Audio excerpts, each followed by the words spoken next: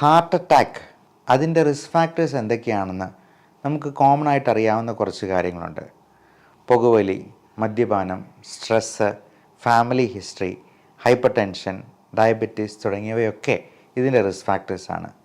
എന്നാൽ നമുക്കറിയാൻ മേലാത്ത അൺനോട്ടീസ്ഡ് ആയിട്ട് പോകുന്ന കുറച്ച് റിസ്ക് ഫാക്ടേഴ്സ് ആണ് നമ്മൾ ഇന്ന് ഡിസ്കസ് ചെയ്യുന്നത്.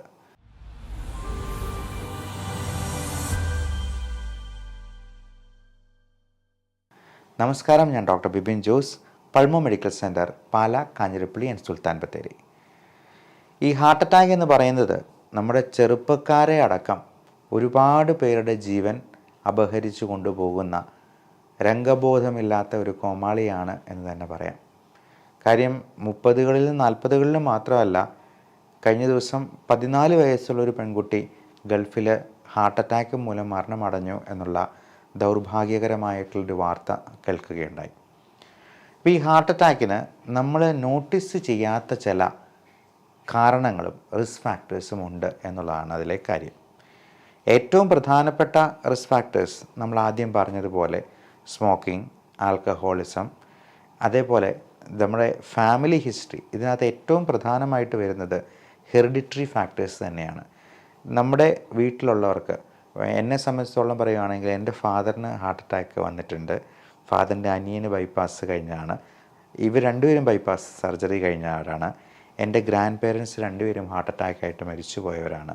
അപ്പോൾ അങ്ങനെയുള്ള എനിക്ക് എത്രയും ഏത് സമയത്ത് ഒരു ചെസ്റ്റ് പെയിൻ വന്നെന്നാലും ഹാർട്ട് അറ്റാക്ക് ആണോ എന്നുള്ളത് ആദ്യമേ റൂൾ ഔട്ട് ചെയ്യേണ്ടതുണ്ട്. അപ്പോൾ ഇത്തരത്തിലുള്ള ഹെറിഡിറ്ററി ഫാക്ടേഴ്സ് തീർച്ചയായിട്ടും ഇതിനകത്തൊരു വലിയ പങ്ക് വഹിക്കുന്നുണ്ട്. ഇതൊന്നുമല്ലാത്ത ചില വൈറ്റമിൻ ഡെഫിഷ്യൻസീസ് ഈ ഹാർട്ട് അറ്റാക്കിന് കാരണമാകും എന്നുള്ളത് നമ്മളിൽ പലർക്കും അറിയത്തില്ല. അതിന് ഒരു എക്സാമ്പിളാണ് വൈറ്റമിൻ D3 ഡെഫിഷ്യൻസി, അതുപോലെ vitamin B12 deficiency, calcium, magnesium തുടങ്ങിയ നമ്മുടെ ട്രേസ് എലമെൻസിൻ്റെ പലത്തിൻ്റെയും ഡെഫിഷ്യൻസി. ഈ വൈറ്റമിൻ D3 തന്നെ കുറച്ച് കാര്യങ്ങൾ അധികമായിട്ട് പറയേണ്ടതുണ്ട്. നമ്മളിൽ 90% ആൾക്കാർക്കും വൈറ്റമിൻ D3 നോക്കിയെന്നാൽ അത് ഡെഫിഷ്യൻ്റ് ആയിട്ട് കാണാം. കാരണം നമ്മളാരും അധികം വെയിൽ കൊള്ളുന്നില്ല എന്നുള്ളത് തന്നെയാണ്. ഈ വൈറ്റമിൻ D3 നമ്മളൊരു 30 മുകളിലാക്കി കീപ്പ് ചെയ്തില്ലെങ്കിൽ നമ്മുടെ മസിൽസിനൊന്നും അത് ആവശ്യത്തിന് ഫങ്ഷൻ ചെയ്യാനായിട്ടുള്ള ആ ഒരു ശക്തി കിട്ടാതെ വരും.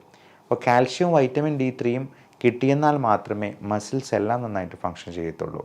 അതുപോലെ തന്നെയാണ് നമ്മുടെ ഹൃദയത്തിൻ്റെ മസിൽസായിട്ടുള്ള മയോകാർഡിയത്തിനും. അതിന് വൈറ്റമിൻ D3 ഡെഫിഷ്യൻസി കൊണ്ട് തന്നെ ഈ പറഞ്ഞ ഹാർട്ട് അറ്റാക്കിലേക്ക് നയിക്കാനുള്ള ഒരു സാധ്യതയുണ്ട്. മാത്രമല്ല D3 ഡെഫിഷ്യൻസി പലതരത്തിലുള്ള ഇൻഫെക്ഷൻസ് കൂടുതലായിട്ടുണ്ടാകും. അതിലേറ്റവും പ്രധാനം റെസ്പിറേറ്ററി ഇൻഫെക്ഷൻസ് ആണ്. അപ്പോൾ റെസ്പിറേറ്ററി ഇൻഫെക്ഷൻസ് ഉണ്ടെങ്കിലും ഹാർട്ട് അറ്റാക്ക് വരാനുള്ളൊരു സാധ്യതയുണ്ട്. നമുക്കറിയാം, കോവിഡ് വന്നപ്പോൾ ഏറ്റവും കൂടുതൽ ആൾക്കാർ ഹാർട്ട് അറ്റാക്കിൽ നിന്നാണ് മരിച്ചു പോയിട്ടുള്ളവർ. ഈ റെസ്പിറേറ്ററി ഇൻഫെക്ഷൻ എന്തുകൊണ്ട് ഹാർട്ട് അറ്റാക്ക് കൂട്ടുന്നു? അതിലാണ് നമ്മൾ ലങ്സിൻ്റെയും ഹാർട്ടിൻ്റെയും പ്രവർത്തനം വളരെയധികം സംയോജിതമായിട്ടാണ് നടക്കുന്നത് എന്നുള്ള കാര്യം മനസ്സിലാക്കേണ്ടത്. ലങ്സ്, ശ്വാസകോശം നമ്മുടെ ബ്ലഡിൽ ആവശ്യത്തിന് ഓക്സിജൻ ലയിപ്പിച്ചെന്നാൽ മാത്രമേ ഹൃദയം അത് എല്ലായിടത്തും പമ്പ് ചെയ്ത് എത്തിച്ചിട്ട് കാര്യമുണ്ടാവുന്നുള്ളൂ. ബ്ലഡ് മാത്രം എത്തിയിട്ട് കാര്യമില്ല. അതിൽ ആവശ്യത്തിന് ഓക്സിജൻ ഉണ്ടെങ്കിലേ നമ്മുടെ ശരീരത്തിലെ കോശങ്ങൾക്കെല്ലാം അത് നല്ല രീതിയിൽ ഉപയോഗിക്കാനായിട്ട് കഴിയത്തുള്ളൂ. അപ്പോൾ ഈ ഓക്സിജൻ്റെ അളവ് ആവശ്യത്തിന് കിട്ടാതെ വരാനുള്ള ഒരു സാധ്യത നമ്മുടെ റെസ്പിറേറ്ററി ഇൻഫെക്ഷൻസ് കൊണ്ടുണ്ടാകാം. പലതരത്തിലുള്ള ന്യൂമോണിയ കൊണ്ടോ, പൾമണറി എംബോളിസം കൊണ്ടോ, അല്ലെങ്കിൽ മറ്റേതെങ്കിലും തരത്തിലുള്ള ചെറിയ അലർജി പ്രശ്നങ്ങൾ കൊണ്ട് പോലും, നമ്മുടെ ഉറക്കത്തിനിടയിലുള്ള സ്ലീപ്പ് അപ്നിയ പോലുള്ള പ്രശ്നങ്ങൾ കൊണ്ട് പോലും ഈ ലങ്സിൻ്റെ പലതരത്തിലുള്ള പ്രശ്നങ്ങളും ഓക്സിജൻ ലയിപ്പിക്കുന്നതിൽ പിന്നോക്കം നിൽക്കാനുള്ള സാധ്യതയുണ്ട്. അതുകൊണ്ട് തന്നെ നമ്മുടെ ലങ്സിൻ്റെ ഹെൽത്ത് കീപ്പ് ചെയ്യേണ്ടത് ഹൃദയത്തിൻ്റെ ഫങ്ഷനിങ്ങിനും നമ്മുടെ ബ്രെയിനിൻ്റെ ഫങ്ഷനിങ്ങിനും വളരെ വളരെ സുപ്രധാനമായിട്ടുള്ളൊരു കാര്യമാണ് എന്നുള്ളത് പ്രത്യേകമായിട്ട് ഓർമ്മിക്കണം. അതുകൊണ്ട് നമ്മൾ അലർജിയല്ലേ, അത് ചെറിയ തുമ്മലും മൂക്കലിപ്പും മാത്രമല്ലേ ഉള്ളൂ, അല്ലെങ്കിൽ കൂർക്കം വലി എന്ന് പറയുന്നത് അത് നന്നായിട്ട് ഉറക്കുന്നതിൻ്റെ ഒരു ലക്ഷണമല്ലേ എന്ന് വിചാരിച്ചതിനെ അവഗണിച്ചെന്നാൽ ഈ സ്ലീപ്പ് അപ്നിയ എന്ന് പറയുന്ന ഒരു കണ്ടീഷനിലോട്ട് അത് ഡെവലപ്പ് ചെയ്യും. മിക്കവാറും അത് ഹാർട്ട് അറ്റാക്കിലേക്ക് കൊണ്ടുചെന്നെത്തുകയും ചെയ്യും എന്നുള്ളത് പ്രത്യേകം ഓർമ്മിപ്പിക്കുക. നമ്മൾ ഉറക്കത്തിലുള്ള ഈ ശ്വാസ തടസ്സമാണ് കൂർക്കംവലിയായിട്ട് നമുക്ക് പുറത്ത് കേൾക്കാനായിട്ട് കഴിയുക. ഈ കൂർക്കംവലി കൊണ്ട് തന്നെ ഡിവോഴ്സുകൾ പോലും ഉണ്ടാകുന്നുണ്ട് എന്നുള്ളതാണ് അതിൻ്റെ ഭീകരമായിട്ടുള്ള അവസ്ഥ തുറന്ന് കാണിക്കുന്നത്. അപ്പോൾ ഈ സ്ലീപ്പ് അപ്നിയ പലതരത്തിലുള്ള പ്രശ്നങ്ങളായിട്ട് പ്രസൻറ്റ് ചെയ്യാം. ചിലപ്പോൾ ചിലർക്ക് എത്ര ഉറങ്ങിയെന്നാലും ക്ഷീണം മാറാതെ വരാം. എവിടെയെങ്കിലും ചാരി നിർത്തിയെന്നാൽ പോലും ഉറങ്ങിപ്പോകുന്നവരുണ്ട്. അപ്പോൾ ഇതെല്ലാം സ്ലീപ്പ് അപ്നിയ എന്ന് പറയുന്ന ഒരു കണ്ടീഷൻ്റെ ലക്ഷണങ്ങളായിട്ട് വന്നേക്കാം. അതുപോലെ ലൈംഗിക ശേഷി കുറവായിട്ടും അമിതമായ ക്ഷീണം, തലവേദന, രാവിലെ എണീക്കുമ്പോൾ മുതലേ തുടങ്ങുന്ന ബുദ്ധിമുട്ടുകൾ, അമിതമായ ദേഷ്യം, ഉത്കണ്ഠ, മാനസികമായ പ്രശ്നങ്ങൾ തുടങ്ങിയവയെല്ലാം ഈ സ്ലീപ്പ് അപ്നിയയുടെ ലക്ഷണങ്ങളാണ്. അപ്പോൾ ഇതെല്ലാം സ്ട്രെസ്സ് കൂട്ടുകയും ഹാർട്ട് അറ്റാക്കിലേക്ക് ലീഡ് ചെയ്യുകയും ചെയ്യും. അതല്ലാതെ ഓക്സിജൻ്റെ അവൈലബിലിറ്റി കുറയ്ക്കുന്നതുകൊണ്ട് തന്നെ ഹാർട്ട് അറ്റാക്കിലേക്ക് നയിക്കുകയും ചെയ്യും. അപ്പോൾ ഈ സ്ലീപ്പ് അപ്നിയ എന്ന് പറയുന്നത് വളരെ അൺഡയഗ്നോസ്ഡ് ആയിട്ടുള്ള, അൺനോട്ടീസ്ഡ് ആയിട്ട് പോകുന്ന ഒരു പ്രധാനപ്പെട്ട അസുഖം തന്നെയാണ്. ഇതും ഹാർട്ട് അറ്റാക്കിലേക്ക് നയിക്കാൻ വളരെ ചെറുപ്രായത്തിലെ തന്നെ ജീവൻ അപഹരിക്കാൻ പോകുന്ന ഒരു അസുഖമാണ് എന്നുള്ളത് പ്രത്യേകം മനസ്സിലാക്കുക. അപ്പോൾ ഇങ്ങനെയുള്ളപ്പോൾ എന്ത് ചെയ്യും? ഈ ഒബ്സ്ട്രക്ഷൻ ഉണ്ടാക്കുന്ന, ശ്വാസ തടസ്സം ഉണ്ടാക്കുന്ന എന്ത് കാര്യമാണോ അതിനെ നമ്മൾ കൃത്യമായി വേരോടെ പിഴുതു മാറ്റുക എന്നുള്ളതാണ്. ഇപ്പോൾ അലർജി ഉള്ളവർക്ക് അലർജിക് റൈനൈറ്റിസ്, അതുമൂലം ഉണ്ടാകുന്ന നേസൽ പോളിപ്സ്, ദശവളർച്ച, അല്ലെങ്കിൽ ലോവർ റെസ്പിറേറ്ററി ട്രാക്റ്റിലുണ്ടാകുന്ന ബ്രോങ്കിയൽ ആസ്മ, COPD തുടങ്ങിയ പ്രശ്നങ്ങളെല്ലാം നമ്മൾ കൃത്യമായിട്ട് നിർണയം നടത്തി അതിനെ പൂർണ്ണമായിട്ടും മാറ്റാം. അലർജി എങ്ങനെ പൂർണ്ണമായിട്ട് മാറ്റും എന്ന് ചിലപ്പോൾ സംശയിക്കാം. ഇന്ന് അലർജി പൂർണ്ണമായിട്ട് മാറ്റാനുള്ള മാർഗമുണ്ട്. ഇമ്മ്യൂണോ തെറാപ്പി എന്നുള്ളതാണ് ആ ഒരു ലേറ്റസ്റ്റ് സ്പെഷ്യാലിറ്റി ട്രീറ്റ്മെൻറ്റിൻ്റെ പേര്. നമുക്ക് എന്താണ് അലർജി ഉണ്ടാക്കുന്നത് എന്നുള്ളത് കൃത്യമായിട്ട് ഒരു സ്കിൻ പ്രിക്ക് ടെസ്റ്റിലൂടെ കണ്ടുപിടിക്കും. നമ്മൾ കോളം വരച്ച് ഓരോന്നിൻ്റെയും റിയാക്ഷൻ, അത് ഭക്ഷണത്തിൽ പല കാര്യങ്ങളായിരിക്കാം, നമുക്ക് ചുറ്റുമുള്ള പൊടിപടലങ്ങളോ പോളൻ പോലുള്ള പൂമ്പൊടികളായിരിക്കാം, ഫംഗസ്, പൂപ്പൽ, പലപ്പോഴും ഈ തണുപ്പുള്ള സമയങ്ങളിൽ അല്ലെങ്കിൽ ഈർപ്പം നിൽക്കുന്ന പ്രദേശങ്ങളിലൊക്കെ ഇത്തരത്തിലുള്ള പൂപ്പൽ ബാധയും അലർജി ഉണ്ടാക്കാം. അതുപോലെ നമുക്ക് ചുറ്റുമുള്ള ചെടികളോ അതിൽ നിന്നുണ്ടാകുന്ന പൂമ്പൊടികളോ നമ്മുടെ പെറ്റ് ആനിമൽസോ ഒക്കെ അലർജി ഉണ്ടാക്കാം. ഇത് കൃത്യമായിട്ട് നിർണയം നടത്തി അതിൻ്റെ തന്നെ നാച്ചുറൽ ആൻറ്റിജൻ എക്സ്ട്രാക്റ്റിനെ നമ്മൾ തുള്ളിമരുന്നിലൂടെ, അത് ഡോസ് കുറച്ച് തുടങ്ങും, 2 തുള്ളി, 4 തുള്ളി, 6 തുള്ളി, അങ്ങനെ കൊടുത്ത് ഈ അലർജിയെ ഡീസെൻസിറ്റൈസ് ചെയ്തെടുക്കുന്ന ഇതിൻ്റെ ഏറ്റവും പുതിയ മോഡേൺ മെഡിസിൻ ട്രീറ്റ്മെൻറ്റാണ് ഈ ഇമ്മ്യൂണോ തെറാപ്പി എന്ന് പറയുന്നത്. അപ്പോൾ അലർജി ഉള്ളവർ അത് പൂർണ്ണമായിട്ടും മാറ്റുന്ന ഈ ഒരു ട്രീറ്റ്മെൻറ്റിനെ കുറിച്ച് നിങ്ങളുടെ അലർജി സ്പെഷ്യലിസ്റ്റായിട്ട് ഡോക്ടറോട് ചോദിച്ച് മനസ്സിലാക്കുക. അതോടൊപ്പം നമുക്ക് ഹാർട്ട് അറ്റാക്കിലേക്ക് നയിക്കുന്ന വളരെ അൺനോട്ടീസ്ഡ് ആയിട്ടുള്ള മറ്റ് പല ഡെഫിഷ്യൻസീസുമുണ്ട്. ഞാൻ നേരത്തെ പറഞ്ഞ പോലെ calcium, vitamin D3, vitamin B12, പ്രത്യേകിച്ചും ഡയബറ്റിക് ആയിട്ടുള്ള ആളുകളിൽ ഈ B12 ഡെഫിഷ്യൻസി വളരെ കോമൺ ആയിട്ട് പ്രായമാകുമ്പോഴത്തേക്കും ഉണ്ടാകും. അത് തന്നെ ഡയബറ്റിക് ന്യൂറോപ്പതി പോലുള്ള പലതരത്തിലുള്ള വേദനകളായിട്ട് പ്രസൻറ്റ് ചെയ്യുന്നത്. അപ്പം ചെസ്റ്റ് പെയിൻ, ഷോൾഡർ പെയിൻ ഒക്കെ ഉണ്ടാകുമ്പോഴേക്കും അവരത് ഒരു പേശിവേദനയായിട്ട് മാത്രം കണ്ടേക്കാം. എൻ്റെ ഗ്രാൻഡ് ഫാദറിന് അതുപോലെ അത് പെടലി തെറ്റിയതാണ് എന്ന് വിചാരിച്ചിരുന്നു. പക്ഷേ അത് ഹാർട്ട് അറ്റാക്ക് ആയിരുന്നു എന്നുള്ളത് ഒരു ദിവസം വൈകിയാണ് അറിയാൻ കഴിഞ്ഞത്. ഒരു മാസീവ് ഹാർട്ട് അറ്റാക്ക് ആയിരുന്നു. അദ്ദേഹത്തിന് 92 വയസ്സ് പ്രായമുണ്ടായിരുന്നു. അതുവരെയും ആരോഗ്യമായിട്ട് ജീവിക്കുകയും ചെയ്തു. ആ ഒരു പ്രായത്തിൽ നമുക്ക് ബൈപ്പാസോ അല്ലെങ്കിൽ ആൻജിയോപ്ലാസ്റ്റി പോലുള്ള വളരെ കൂടിയ ഇൻ്റർവെൻഷൻസോ ചെയ്യാനായിട്ട് പറ്റുമായിരുന്നില്ല. അപ്പോൾ അങ്ങനെ ഒരു സ്ഥിതിവിശേഷം ഉണ്ടാവുകയാണ് ചെയ്തത്.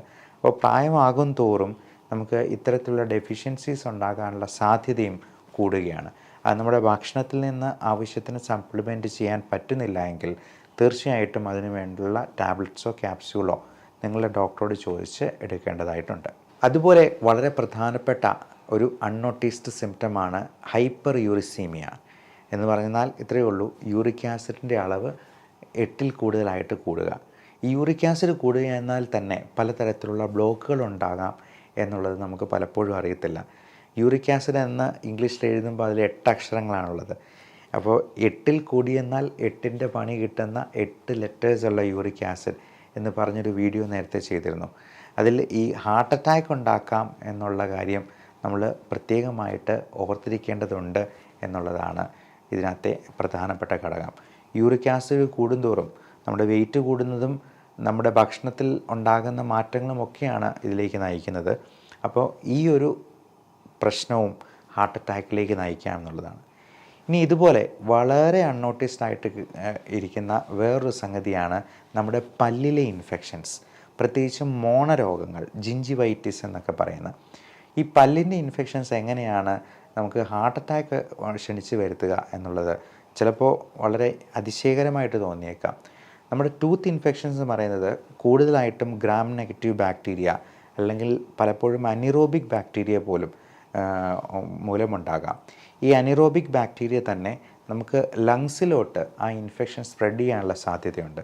പ്രത്യേകിച്ചും ലങ് ആപ്സസ് എന്ന് പറയുന്ന അനിറോബിക് ബാക്ടീരിയയും ഗ്രാം നെഗറ്റീവ് ബാക്ടീരിയയും ഒക്കെ ചേർന്ന് ഉണ്ടാക്കുന്ന ഇൻഫെക്ഷൻസിനെ നമ്മൾ സാധാരണ കൊടുക്കുന്ന ആൻറ്റിബയോട്ടിക് കൊണ്ട് നമുക്ക് കൺട്രോൾ ചെയ്യാൻ പറ്റില്ല. അപ്പോൾ ഇത്തരത്തിലുള്ള ബാക്ടീരിയ പലപ്പോഴും നമ്മൾ കഴിക്കുന്ന ആൻറ്റിബയോട്ടിക്കിൽ കവർ ചെയ്ത് വരാത്തത് കൊണ്ട് ആ ബാക്ടീരിയ നശിച്ച് പോകാതിരിക്കുകയും പിന്നീട് ലങ് ഇൻഫെക്ഷൻസിലേക്കും റെസ്പിറേറ്ററി പ്രോബ്ലംസിലേക്കും നയിക്കുകയും അതിൽ നിന്ന് നേരത്തെ ആദ്യം പറഞ്ഞതുപോലെ ഹാർട്ട് അറ്റാക്ക് ഉണ്ടാവുകയും ചെയ്യാം എന്നുള്ളതാണ് നമ്മൾ പ്രത്യേകം ഓർത്തിരിക്കേണ്ടത്. അപ്പോൾ രാവിലെയും വൈകുന്നേരവും പല്ല് തേക്കേണ്ടത് വളരെ അത്യാവശ്യമാണ് എന്ന് മനസ്സിലാക്കുക. നമ്മൾ പല്ല് തേക്കുന്നതിനോടൊപ്പം തന്നെ നമ്മുടെ നാവും ക്ലീൻ ചെയ്യുന്നതിനായിട്ട് നമ്മൾ ഉറപ്പ് വരുത്തുക. കാരണം ഈ നാക്കിൽ ക്ലീൻ ചെയ്യാനായിട്ട് പലരും മടിക്കും. നാക്ക് വടിച്ചിട്ടുണ്ടെങ്കിൽ രസമുകുളങ്ങളൊക്കെ മുറിഞ്ഞു പോകും എന്നൊക്കെയുള്ള ഒരു ധാരണയുണ്ട്. നമ്മൾ നാക്ക് വടിക്കേണ്ട കാര്യമില്ല. പകരം നമ്മൾ ഉപയോഗിക്കുന്ന ആ ടൂത്ത് ബ്രഷ് കൊണ്ട് തന്നെ നാക്കൊന്ന് ഉരച്ച് ക്ലീൻ ചെയ്താൽ മതിയാവും. 2 പ്രാവശ്യം ഒന്ന് ഉരച്ച് ക്ലീൻ ചെയ്യുമ്പോൾ തന്നെ നാക്ക് നല്ല ക്ലീൻ ആകുന്നത് നമുക്ക് തന്നെ കാണാവുന്നതാണ്.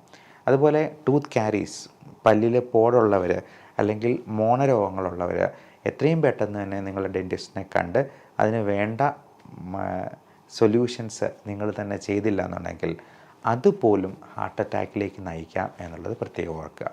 അപ്പോൾ ഇതിനെക്കുറിച്ച് ഹാർട്ട് അറ്റാക്കിനെ പറ്റി നമ്മൾ അൺനോട്ടീസ്ഡ് ആയിട്ട് പോകുന്ന ഇത്തരത്തിലുള്ള സിംറ്റംസിനെ കുറിച്ച് നിങ്ങളുടെ പ്രിയപ്പെട്ടവരെയും ഷെയർ ചെയ്ത് ഈ ഇൻഫർമേഷൻ പാസ് ഓൺ ചെയ്യുക. എല്ലാവർക്കും നല്ല ആരോഗ്യവും ആയുസ്സും ആശംസിക്കുന്നു. Love and regards, doctor Bipin Jose, pulmo medical centre, Pala, Kanjirappally and Sultan Bathery.